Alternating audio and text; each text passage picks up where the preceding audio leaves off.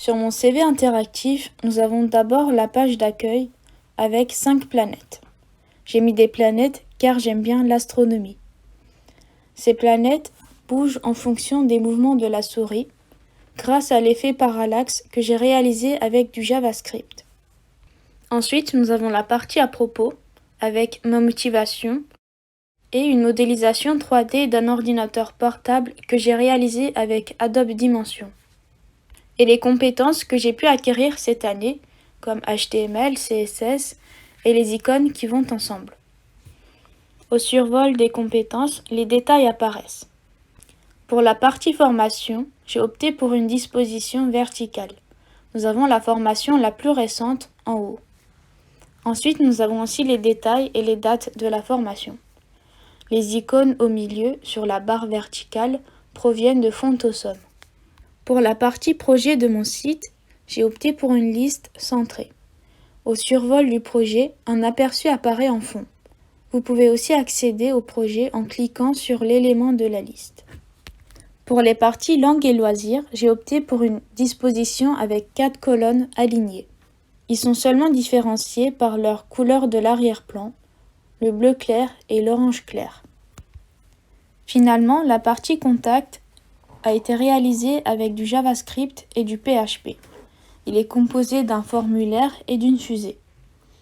Le JavaScript permet de donner des indications à l'utilisateur pour un champ manquant ou qui ne correspond pas aux attentes.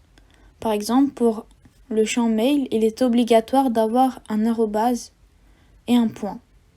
Ensuite, les données rentrées par l'utilisateur sont exécutées avec du PHP. Je récupère ces données grâce à la variable post. À ce niveau-là, il y a des petites vérifications au niveau des tags. Voir s'ils ne comportent pas de balises HTML qui pourraient déstabiliser la sécurité de mon site. Ensuite, ces variables sont stockées dans une fonction mail qui m'envoie le mail comportant les champs dans ma boîte mail.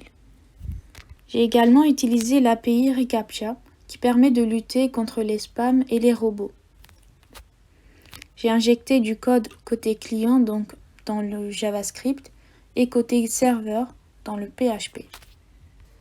Finalement, le footer est composé de 3 colonnes, les réseaux, mes contacts et une Animoji.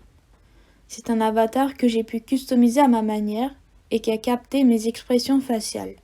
C'est une vidéo qui tourne en boucle mais qui n'est pas interactive. J'ai également utilisé le plugin JavaScript MenuSpy qui permet d'indiquer à l'utilisateur l'endroit où il se trouve. Et vous avez peut-être pu remarquer, mais il y a une petite chatbox, une petite bulle orange qui vous suit tout au long de votre visite. Il vous amène vers la partie contact. Et voilà, c'était tout pour mon CV. N'hésitez pas à me contacter sur les réseaux ou de faire décoller la fusée.